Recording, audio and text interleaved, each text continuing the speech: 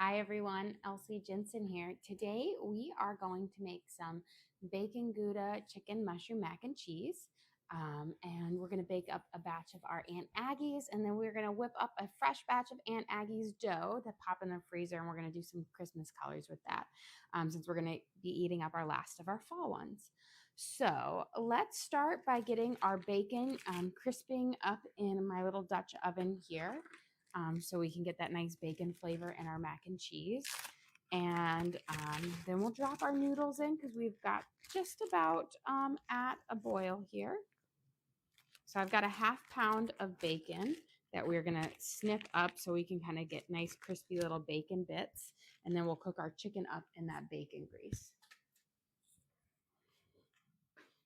So I'm just going to use my kitchen shears and we're going to snip it this way. It's much easier to just snip our little pieces than it is to, put it out on a cutting board and cut it up. So get these guys. I drop it and cut it up. And as it cooks and heats up, the bacon will break apart. So you don't really have to worry about separating it too much. We'll use our tongs to kind of help it get into your little bacon bit parts for it. Here. Okay, let me go wash my hands.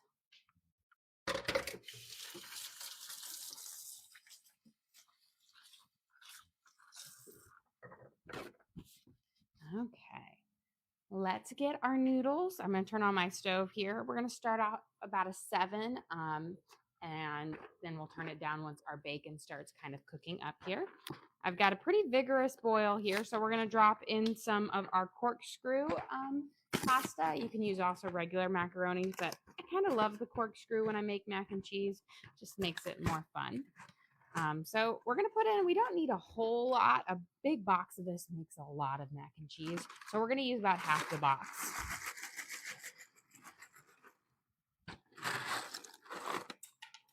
Runaway noodle, especially because this is mac and cheese is going to be loaded up with some mushrooms and bacon and chicken and other goodness. So we don't need to have a full batch of noodles. Let's get a little spoon here. Give our noodles a little bit of a stir. There we go.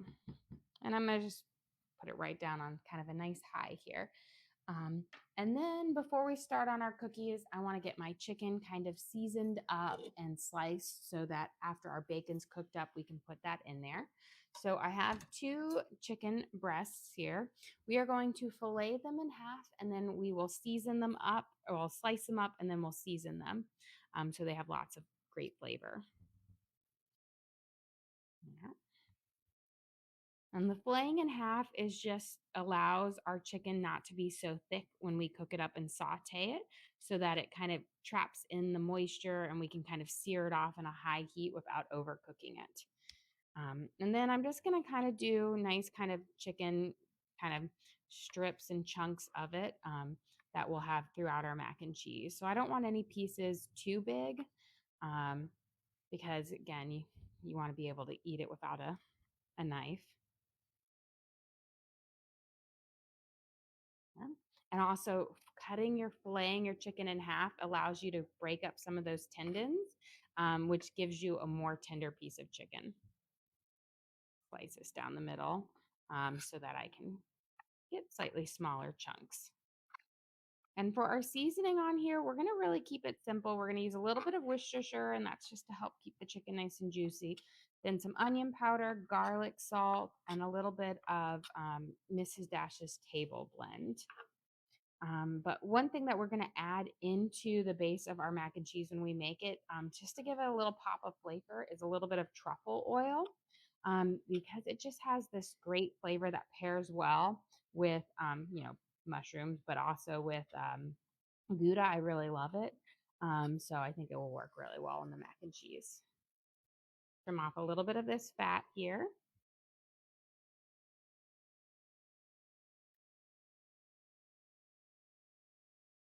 And then I'll get some tongs out so we can give our bacon a little bit of a stir here once we've got this all kind of trimmed up. Okay, those all look pretty good. I'm going to spread them out a little bit. I'll go wash my hands.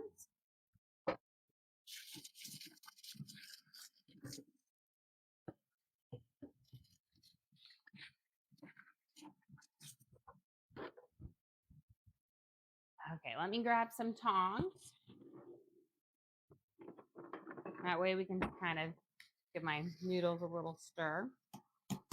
But then we can just kind of break apart our bacon. Now that my Dutch oven's nice and hot, I'm going to turn it down to more of a medium temperature. And I'm just going to use my tongs to kind of break apart the bacon here until you've got all those pieces nice and loose. Yeah, question. What would you recommend to use to reduce saltiness? For the saltiness of bacon, you could just go with, they have like a reduced sodium bacon that you can use for the saltiness of it. You could use a little bit less bacon so you don't get quite as much of that salty flavor in your mac and cheese.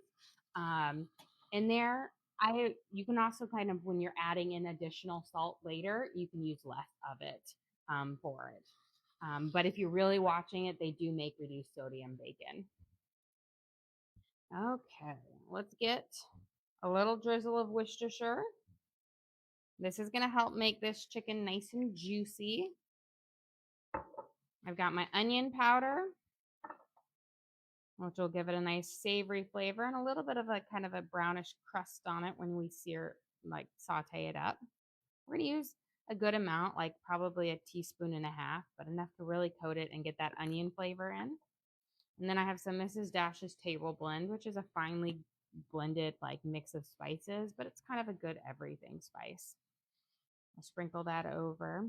And then, of course, we'll go with a little bit of garlic salt.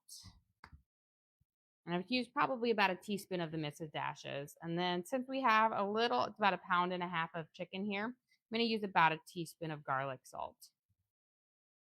So a couple good shakes over. Give this a quick little toss on here, and we'll push it down so that it can start to crisp up in its fat. Let me get a tong right here. And then what we're just going to do is we're just going to kind of toss our chicken in here so it has a chance to kind of really coat in all of those spices, kind of spread them around of any that is kind of laying on your cutting board. There we go. And now we'll just let them sit until we're ready to toss them in and sear them off. But while we're doing that, we are going to work on our Aunt Aggie's cookies. So I have a log here that we're going to bake up. This is, you keep it in the freezer and then you take it out when you're ready to cook. I always like to take it out and let it sit for just about 5 minutes so it's not rock hard to cut through. So we'll cut these up and we'll start baking them in just a second. But we're going to work on our new batch, which is our Christmas theme, because I love to have these just sitting in my freezer. So whenever my kids ask, hey, can we have some cookies? I can pull out a log and cut them up and have cookies in less than 10 minutes. So we're going to start, and when I do this, I make a double batch. I do have this recipe card, I believe, available for everybody. I think this was a freebie that we gave out to everybody in the spring. So you'll have to go look in there. But I'm doing a double batch of what's on my recipe card here so that I can make 4 to 5 logs of cookies.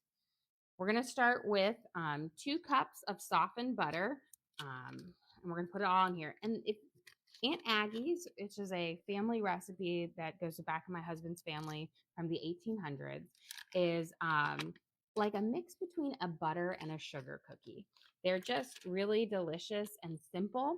They're not overly sweet, like a sugar cookie, but they're not also just overly buttery like a butter cookie.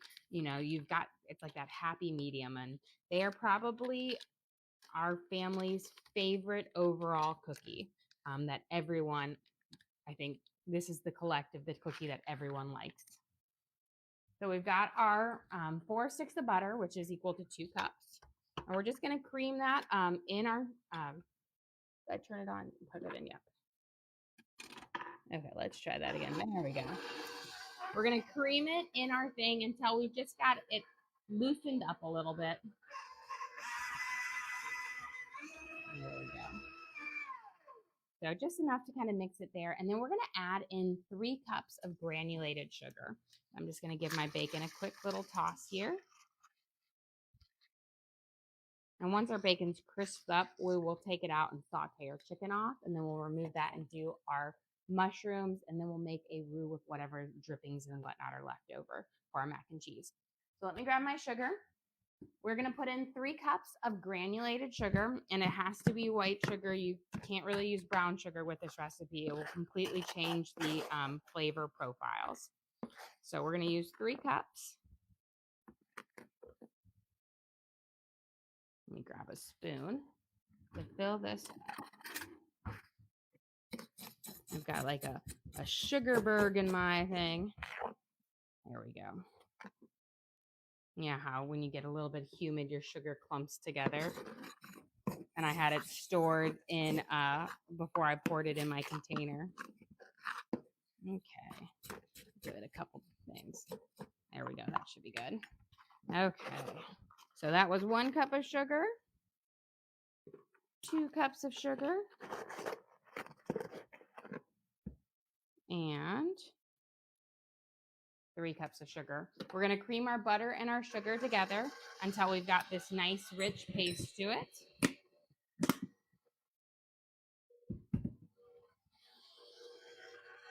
And again, you want to use room temperature butter, otherwise it will take a really long time for it to cream together. Looking good.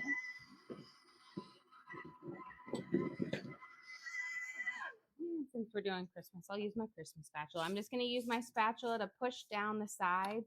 I always do this because sometimes your butter likes to get stuck, and you want to make sure you push it down before your final end product so that everything does get mixed in together well.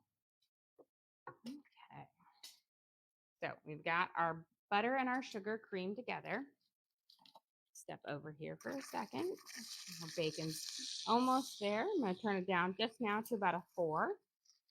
And then I'm going to give my noodles a little bit of a stir as well. I think here's my noodle. They still need, I can feel they still need another 2 or 3 minutes until they get that more tender thing. Okay. The next part about this, which makes it a little less fun, is we need 6 yolks to this recipe because the yolks give it a just really lovely richness to it. And you don't want to add the whites because it will just make the cookies too runny. So 1. Now you can always save your whites for something. I always say I'm going to make something with my whites like a meringue. I never do. So 2.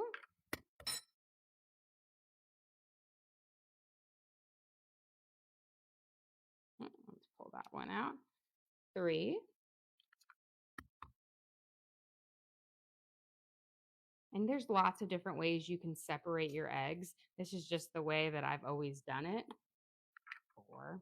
Now there's a way where you can just crack your eggs and then you just kind of scoop each egg out. That's actually is really easy, but I've just always done it this way, where you kind of little toss it back and forth, and that way you can really separate that kind of slimy egg white off of it. And we'll get our 6th egg yolk in here. There we go.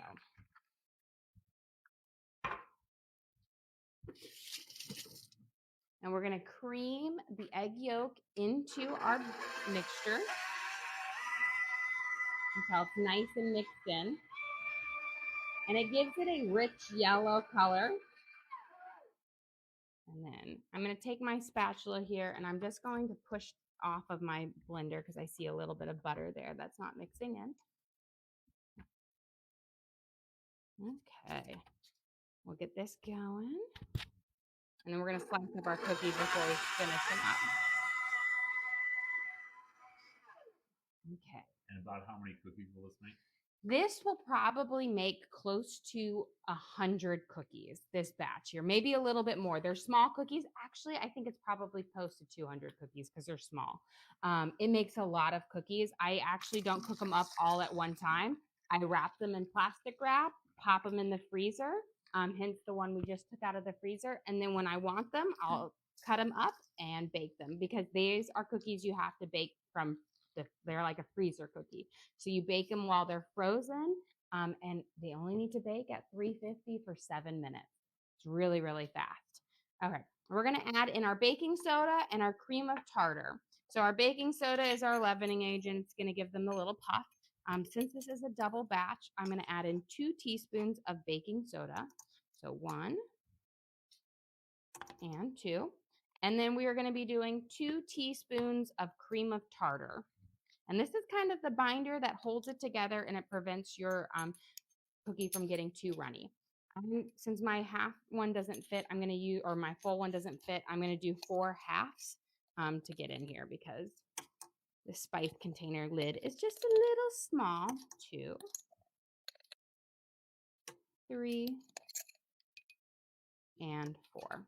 And we're going to give this a good mix until that is all creamed in there. And then we're going to fish out our bacon now because our bacon is ready to come out.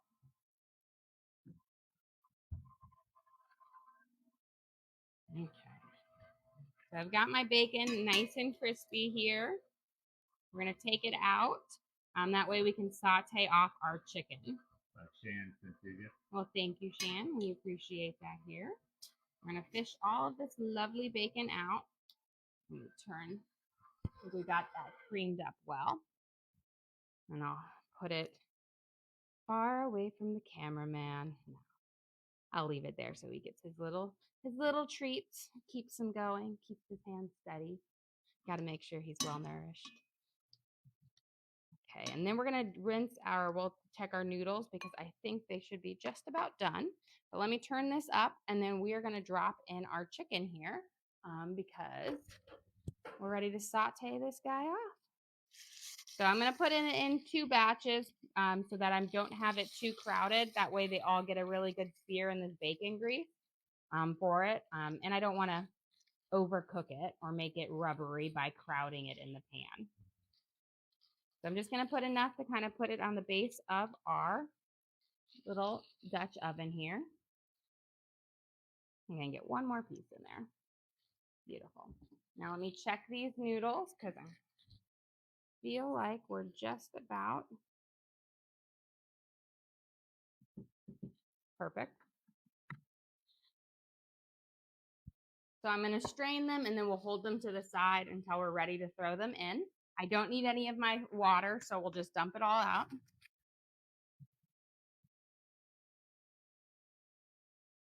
Okay, give it a good shaky shake.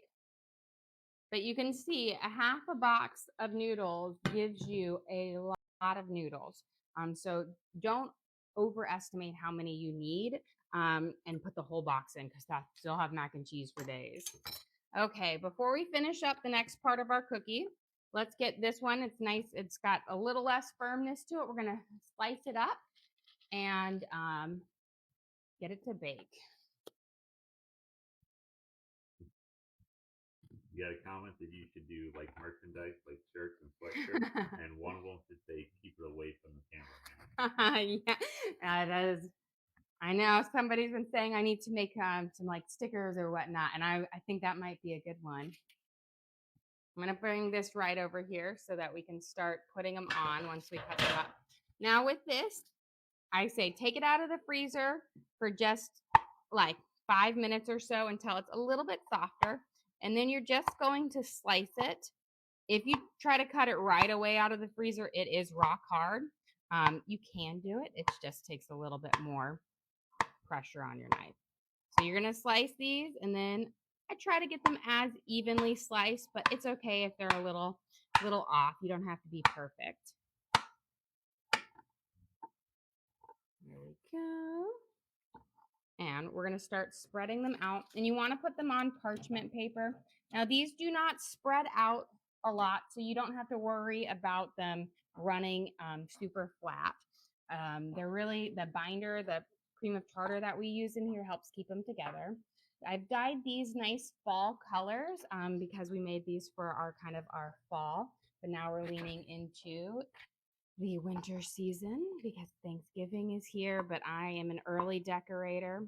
Growing up, we always decorated the day after Thanksgiving. But you know what? It's too short. I need a whole 2 months of festivities. And I'm like the person who the day after Christmas, it's done. I'm like, we're done. It's not Christmas anymore. And so I like to get it in early. So I will say these bake up, and these are like, I make my logs kind of small because we like them nice and small cookies. You can make them a little bit wider so you can have a bigger cookie. But I think I love these because they're almost like a little, like, just a small little cookie that you can just snack, like pick a couple of them at a time and eat and not feel too guilty about it. Okay, pop these guys on. I think I can finagle one more in there. Before we pop these in the oven, I'm going to get my chicken flipped over here because we've got it nice and beautiful sears on it, looking gorgeous. We're cooking it off in our bacon grease. We've got onion powder, garlic salt, Worcestershire, Mrs. Dash's table blend on it. So just some nice, perfect, beautiful seasoning. And we're cooking it in the bacon grease. So with that, we'll add even more flavors. Let's get our cookies in the oven. So these cookies, they bake up really fast. You don't want to overbake them. Overbaking them will make you sad because they get crispy. And not that they're bad crispy, but you want to keep them when they're soft. Now, when you first bake them, you won't be able to take them off the cookie sheet yet. They need to sit for about 5 minutes before they firmed up. And the best time to eat them, as my kids like to say, is 10 minutes after they're baked is the best time. We're going to bake these for 7 minutes. And 7 minutes is, you're going to think they might be a little undone, but they're not. They're going to sit and firm up, and they are the best cookies ever. They're so good. Okay, let's set this over here. I think our chicken is pretty much done with the first batch, so I'm going to grab a little bowl for that, and we'll then drop the second batch in. You have a question? Are they similar to sugar cookies?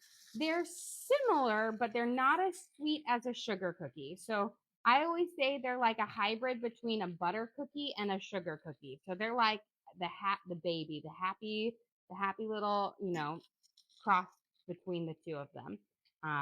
And because you've got that nice richness of a butter cookie, but it's not so intense.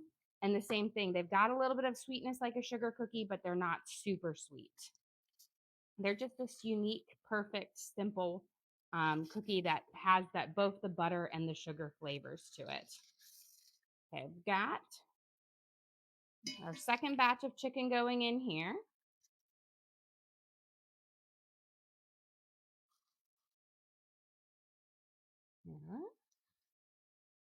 Okay.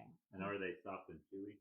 They are, when you first eat them out of the oven, after 10 minutes until like 30 minutes, they've got this nice softness to them and chewy. Then the next day, they just firm up a little bit, but they're not crispy. But they are lovely. So they're really soft the first day, and then the second day they're firm, and they're good for about 3 to 4 days. They never make it that long in our family, but they do last for a while. Okay, let me push this dough down, and we're gonna finish up creaming it. Right now, we have our 4 sticks of butter, 3 cups of sugar, 6 egg yolks, 2 teaspoons of baking soda, and 2 teaspoons of cream of tartar. So we've got pretty much all of our ingredients in here except the flour.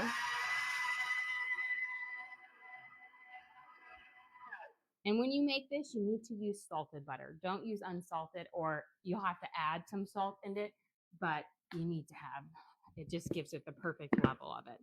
And then we're going to add in 4 cups of all-purpose flour.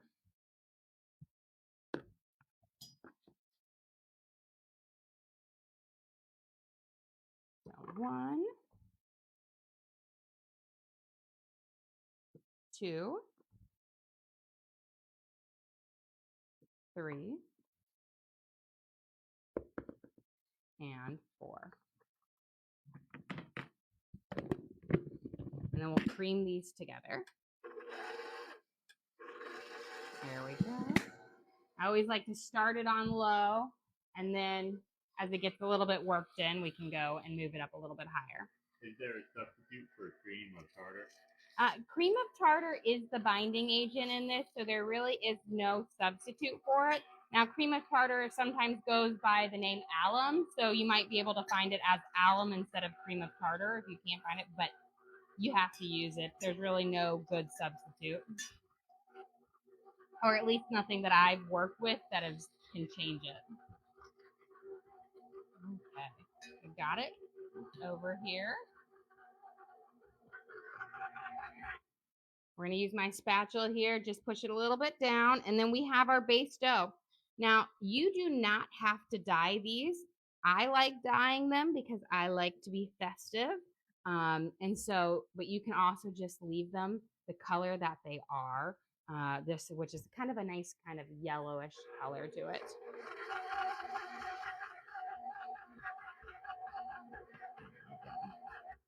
But it has a thickness to it that allows it to, be shaped into the log, and it holds together well. It's not a sticky, super tacky dough to it, which makes it just wonderful. Mary sent you a little corgi. I'll show you after. Well, thank you. I love little corgis. They're such a funny looking dog. They're so cute. Here, we'll get these guys scraped off. Only my children knew they'd become running. My kids love this dough, and it's a different type of dough. It's not like your typical like chocolate chip cookie dough, but it's really good. They love it.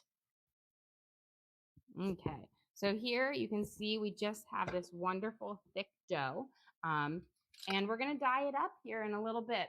I'm gonna move my KitchenAid out of the way so that I can have some space to work. This thing is so heavy. And I will say a KitchenAid, or it works better. This does not whip up as well with a hand mixer. And that's because the dough is actually pretty thick and pretty dense. And so a hand mixer just doesn't have the power to mix it all the way through. All right, got my area, but we'll get to mixing our color in just a second. Okay, it looks like we've got our chicken seared off right here. So we'll add in our next batch, or take it out. And then I'm gonna slice up my mushrooms, and we're gonna saute them in this little residual bacon grease. I'm gonna throw in just a smidge of truffle oil too, but keeping it simple. And then we'll remove our mushrooms and we'll make our roux for this.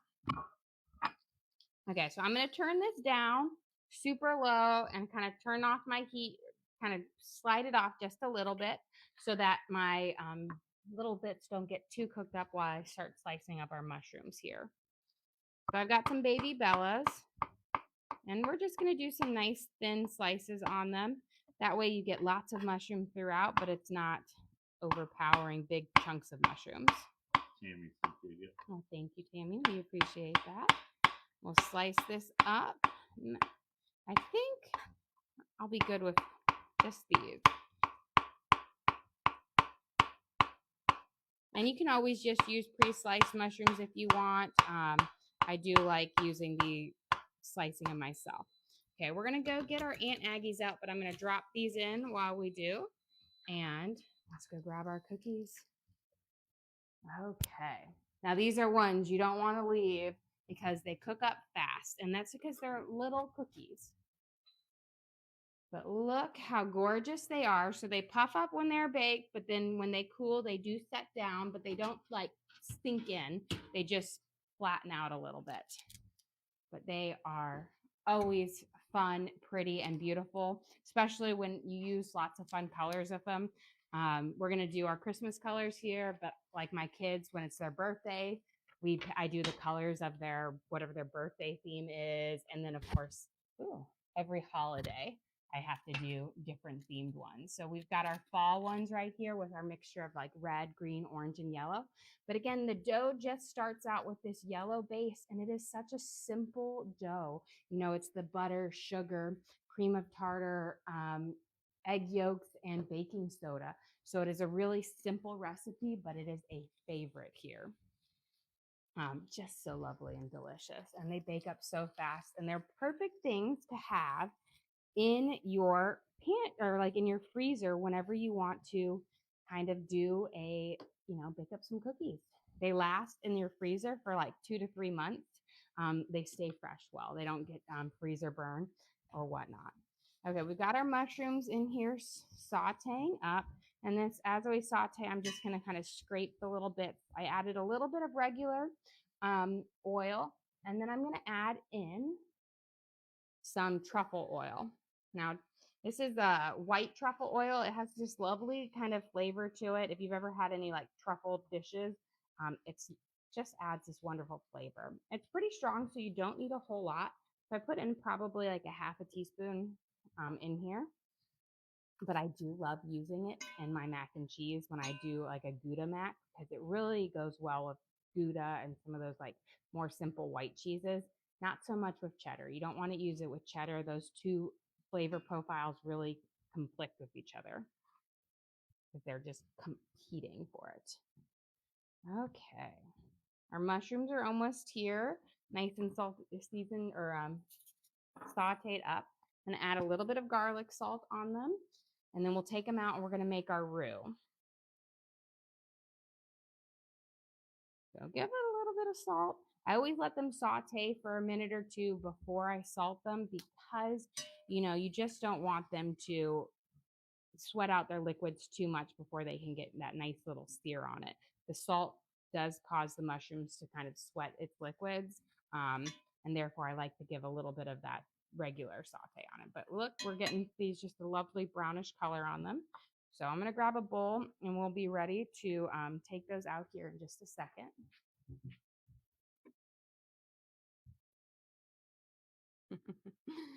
The cameraman is enjoying his little selection of bacon and chicken over there. There. Perfect. And as you can see, the mushrooms actually help kind of deglaze the pan a little bit, bring up some of those little tasty bits. So I'm going to turn my pan off right now, because then we're going to add in our butter and some flour, and we're going to make a roux. Essentially, we're making the base for our macaroni and cheese. For this one, I'm going to do a little bit of a bechamel sauce. But once you add your cheese in it, you turn your bechamel into a mornay, which is your base for pretty much every mac and cheese if you do a roux base or a flour base mac and cheese. And I will say, like, a lot of times I will just do kind of a cheese and butter and cream based mac and cheese. And that is great for mac and cheese that is going to be eaten up like in one serving. Like, it's not going to be reheated for leftovers. Using a roux, a flour base, is actually better for ones that are going to be leftovers, because the cheese doesn't congeal back together. Okay, let me grab, where did my butter go? Let's grab a little. Okay, we're going to make our roux base for this. So you don't need a whole lot of butter in here, but I want enough to kind of take up things. So we're going to do about a tablespoon and a half of butter. And we're going to melt that. And then once it's sufficiently melted, we're going to add in about a tablespoon and a half of flour. I'm going to grab my whisk out here. Give it. And I'm going to turn my stove back on to low. Don't heat your butter up on too high of heat. Again, you don't want it to scorch or anything like that. Now we're making our roux in our pan with our drippings in it. So we'll have these little tasty little bits in there that will add little like specks of flavor. But it's just going to add that nice mushroom and bacon and chicken flavor, because we do have that bacon grease in here as well. We'll get this. You can see we even have a couple little tidbits of mushrooms and everything, and that's not a big problem. You just want to have the majority of your stuff out so that you can get that sauteing on the pan and whatnot. Okay, I'm not gonna mix my colors in yet, but we'll get it ready. I'm gonna do green and red for this. And I like to mix with my green. I kind of do a mixture of regular green and neon because it just gives it that nice little bit more of that festive green color to it. And we'll get that. And then I'll leave part of it untouched so that you kind of have that red, white, and green colors for Christmas. Okay, the butter is pretty much melted here. So let me grab my flour.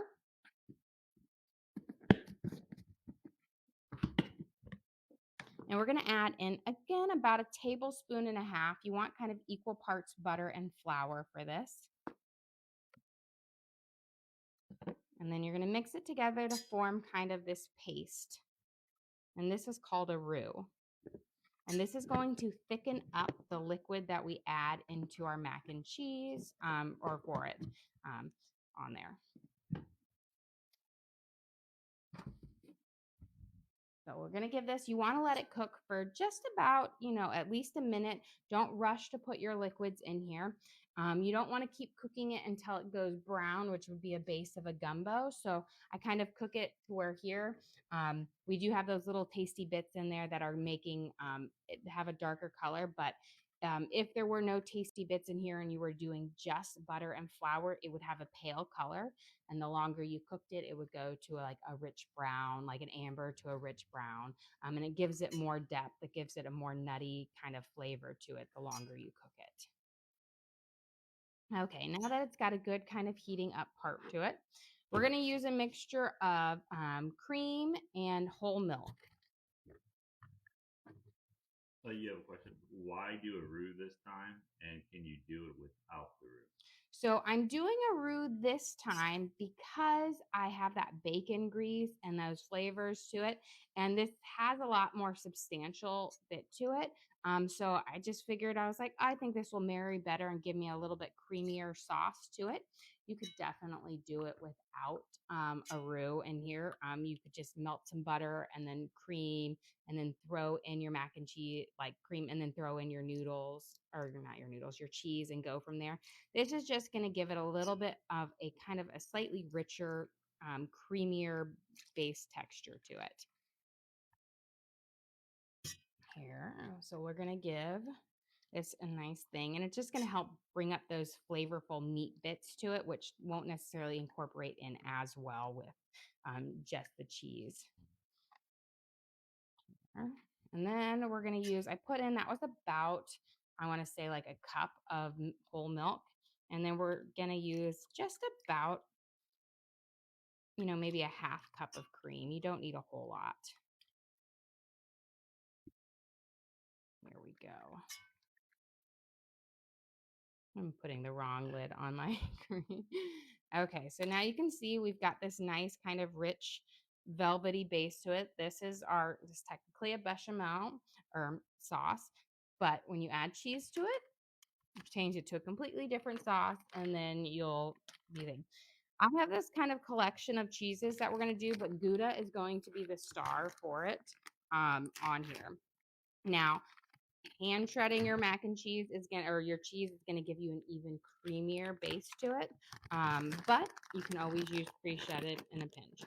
I'm gonna start, we're not gonna pour all of it in here, but I'm gonna add in about a cup of Gouda.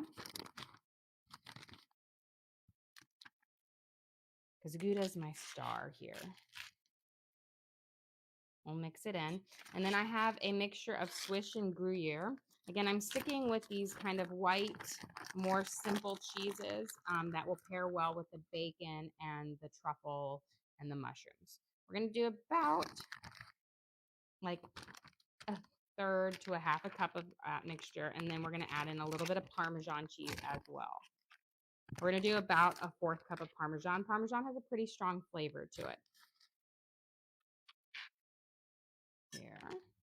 You can see, and we will add more cheese in as we make it and our topping, but look just how rich and creamy this part is already. So just gorgeous. Keep your heat down low because again, you do not want it to kind of burn or at the bottom of your pan. But look again, how just gorgeous this is. Before we add our noodles in, I am going to taste it to see if we need to add any more spices. We might need to add a little bit of garlic salt, but again, I'm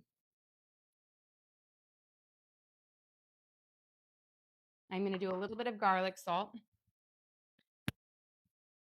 and then a little bit more truffle oil. So we're gonna do probably the brand new garlic salt so it doesn't come out. A half a teaspoon or so more. And then I'm just gonna do a slight drizzle more of our truffle oil. Like a half a teaspoon more.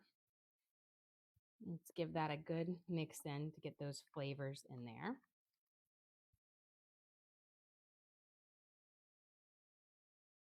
Perfect. Okay. Now we're going to add in our noodles. Don't worry if they're all stuck together. By the time we start stirring this up, they'll get completely coated.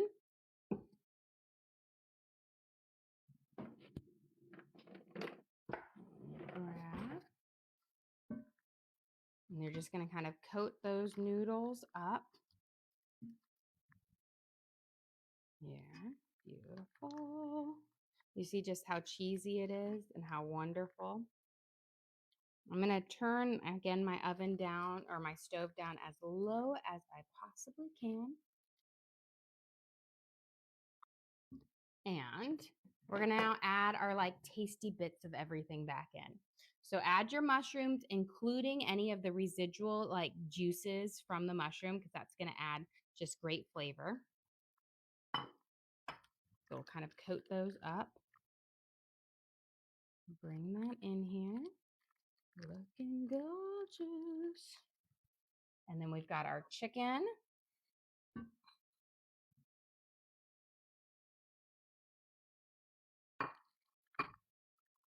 Coat that, and then we have our bacon. And then we will sprinkle some more cheese on, and I'm going to cut up a little green onion in here.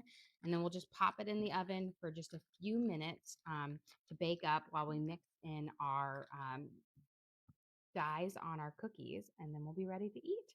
And then, of course, bacon. So we've got our bacon bits in there with that bacon grease that we cooked everything in, which adds, again, just great flavor. And some fresh green onions to add a nice little pop of onion flavor in here, just a little bit of freshness to it. So we'll snip these up. You always want to add these towards the end. With the baking process, that will be fine, but when you're sauteing it, you'll dull out their flavors. Okay. Now we'll mix these in, and then we're going to do just a nice layer of cheese on top to get you that cheesy crust to it. And then we'll bake it up. So push every little tasty bits down. And I don't do a whole lot, but you can definitely cake it on more if you want to. But there's already a good amount of cheese in here. So we'll sprinkle about another half cup of Gouda over it. I've got my Swiss and Gruyère. And then a little bit of Parmesan. And if you want to, you could toss some panko breadcrumbs in a little bit of butter and little garlic salt, and you could put those on top for a little crunch. But let's go pop this in the oven, and then we're going to whip up our cookies. Let's see if yep. Actually, let me go get my pot holders because it's a little warm. Now, I always make it in a Dutch oven here because then it goes so nicely into the oven to cook up. And the Dutch oven, it's a cast iron. It's nice and thick, so it kind of prevents it from burning at the bottom. So I left my oven on at 350 from baking up the cookies, but I'm going to actually turn it to my air fryer setting, which will allow it to get nice and bubbly in the next kind of 5 minutes. Gets it that perfect little touch to it. So let's get our dye mixed in on our cookies, and we'll get ready. I'm going to give my hands a quick wash. And then we'll shape up and put ours in the molds. So I cleaned up my area before. Grab my oven mitts over here. We're going to take out all of our dough onto our counter because, again, it's kind of like Play-Doh. And if you have little kids, they love mixing this in as well. So this makes, it might seem like, oh, that's not a lot of dough. This makes a lot of cookies. Do you have a question? Is the air fryer setting the same as convection? Yes, you can pretty much use convection bake. It does pretty much the exact same thing. So we've got that. We're going to do our distinct kind of colors. So I divide it up. Whatever number of colors I'm doing, I divide it up. I'm going to leave one in the kind of the whitish yellow color. And we'll mix Do you it. know what you're making for dinner yet? I do not know yet. Not sure. I have too many options. We're going to do red first because red will hide if I get a little in the green. So make a little kind of well. And then with red, you do want to add a good amount to get that rich red color, or it can come out pink. And then I kind of close it up. This is still a very messy process. As you can see, I've already spilled it out, but just knead it onto your counter. If you want it to be mess-free, put it in a Ziploc baggie with it and then kind of knead it in. So, but it's the fun part here. And this is kind of the best way I have found to bring these colors in on here.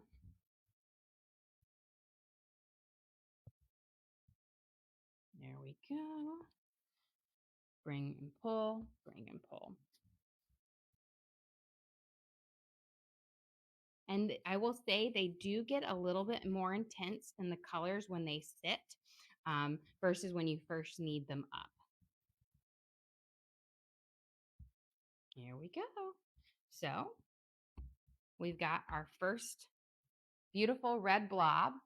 Now I'm going to wash my hands. Your hands will get a little bit dyed, but it's the life of a baker. And I will attempt to clean this as much now, but we'll give it a deep clean later for it. So we got the first round off, but that's why I always, when I do it, I kind of pick on what colors can take a little bit of color onto it. So I always do my lighter colors first, and then I end with my darkest colors. And then we've got our green, which I've already missed the dough thing. And we're going to add a pinch of this in. And then before I mix this up and get my hands too crazy dirty, did my timer go off or no. My timer did not go off. It was just telling me it was at the temperature. I just want to make sure I grabbed it there. Okay, so now we're going to mix these in same way. I used a little bit of the neon green with the dark green because I find that it just gives you a little bit nicer of that green holiday color. And you can also just use the neon if you want more of a Grinchy color to it, which is nice as well. But this is is the easiest way to do it. You can mix it with a spoon, or you can take it, you're in your paddle mixer and use your paddle to mix in the color. But this is always fun. There we go. So we've got our beautiful green colors. So beautiful pops of colors. Get my hands somewhat washed up and clean. And then I'm going to show you how we put them in our log and then you store them up for when you want to bake them. And when you want to bake them, all you do is you bake them at 350 for 7 minutes. And they come out puffy, but as you can see now, this is kind of the perfect setting of where they come out now. They're lovely, they're soft and kind of chewy and like got a perfect texture to them. And they're delicious. What's your countertop? This is quartz. So if I put a good little spray of cleaning spray, all that comes up. If you have a porous countertop like marble, don't do it on marble.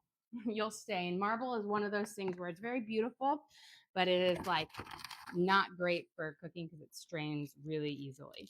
But these are quartz, laminate, wood. I wouldn't do it on wood either. Countertops. Put it on a cutting board and mix it up. So I find press and seal is the best, but you can also do it with saran wrap. You're essentially going to take little bits of your dough, and then I just kind of make one kind of long log like this. Apparently, I have festive press and seal as well. Got to keep with the moment. Now you could just do red and white, kind of get that candy cane peppermint theme to it, but I like to have it all. And then kind of press it in here. And then what you do to make the log is you're just going to kind of roll this up like a burrito.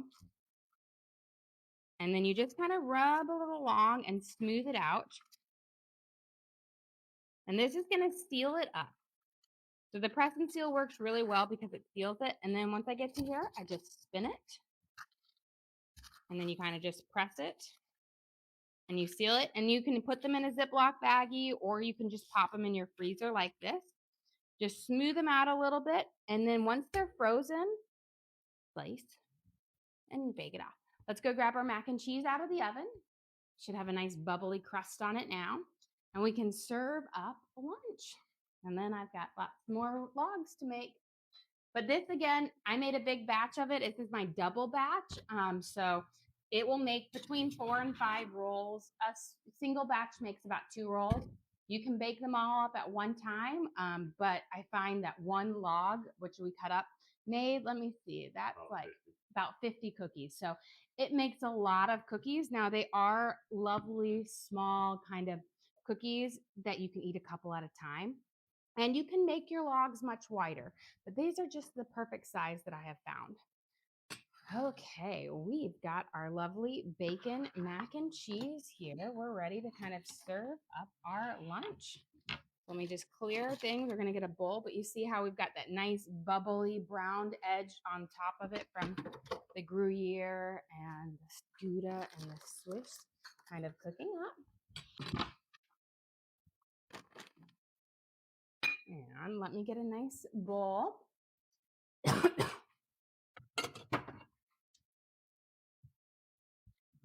And gotta have your shovel.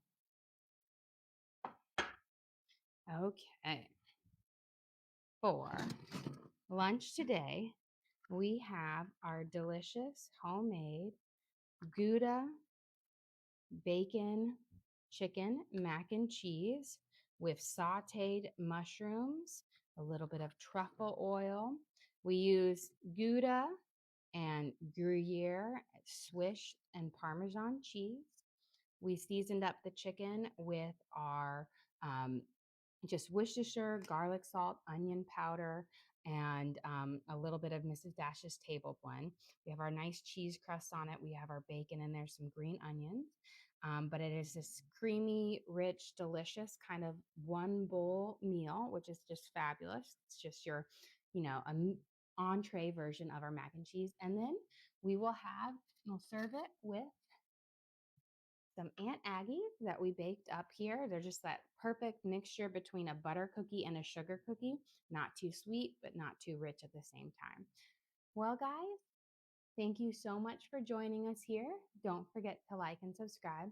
I try to do live cooking shows every single day, kind of show you what we're making for our family and hopefully teach you guys something along the way.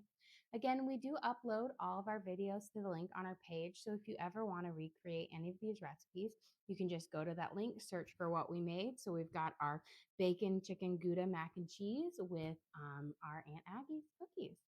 We also have a link to our Amazon storefront that has all of our different cooking gear and gadgets. I've got my Dutch ovens, my cutting boards, my bakeware, all the different things I use in the kitchen I have in there for you guys to check out. But again, thank you so much for joining us here. Don't forget to like and subscribe.